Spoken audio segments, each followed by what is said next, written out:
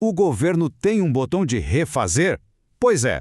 Hoje, a gente vai mergulhar nessa ferramenta que é super poderosa e muitas vezes bem controversa, a capacidade que o Estado tem de voltar atrás nas suas próprias decisões.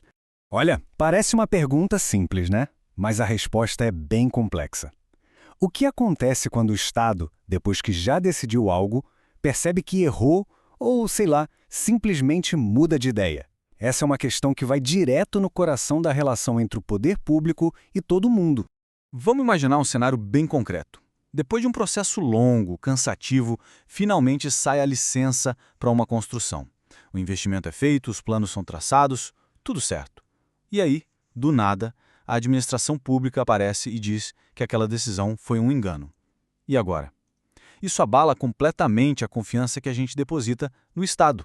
Para entender como isso é possível, a gente precisa dar uma olhada nas regras do jogo. Existe um princípio fundamental no direito que dá ao governo exatamente esse poder de rever os próprios atos.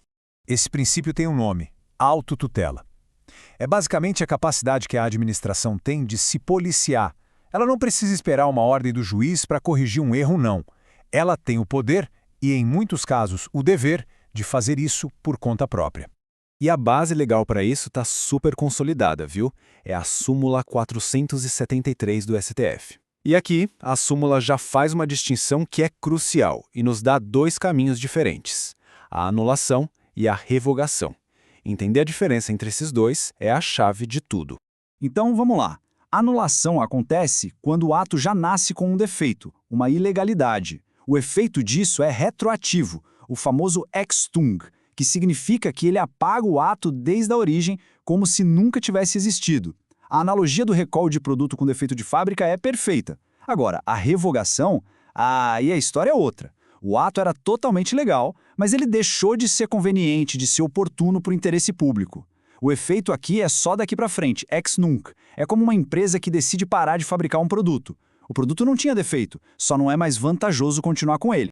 Então, quer dizer que ninguém está a salvo de uma mudança de ideia do governo? Não, não é bem assim. A lei também cria proteções bem importantes para equilibrar esse poder todo. E a principal dessas salvaguardas é o princípio da segurança jurídica. Ele tem dois lados, sabe? Um é a estabilidade. As regras do jogo não podem mudar a toda hora. O outro é a proteção da confiança legítima. Ou seja, a ideia de que se pode confiar naquilo que o poder público decide e fala. E esta citação do Benoit Janot ilustra o porquê disso de uma forma brilhante. Pensa só, sem segurança jurídica, a gente viveria numa incerteza constante, sem a menor ideia se uma decisão de hoje vai valer amanhã. Seria o completo caos. O ponto crucial é que o poder de autotutela tem limites muito claros. A administração não pode sair revogando atos que já geraram direitos adquiridos por uma pessoa.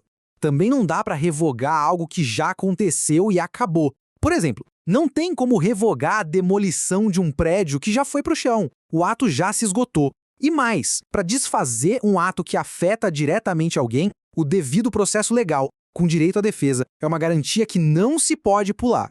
Bom, a teoria é uma coisa, mas como isso tudo funciona na vida real, na prática? Vamos olhar um caso concreto que testou exatamente esses limites.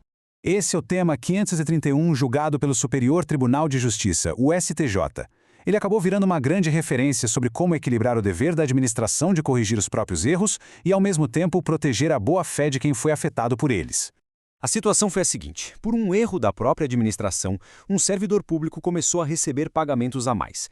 A pessoa recebeu aquele dinheiro de boa-fé sem ter a menor ideia do erro. Um tempo depois, a administração descobriu a falha e quis que a pessoa devolvesse todo o valor. O caso foi parar no STJ, que tomou uma decisão importantíssima.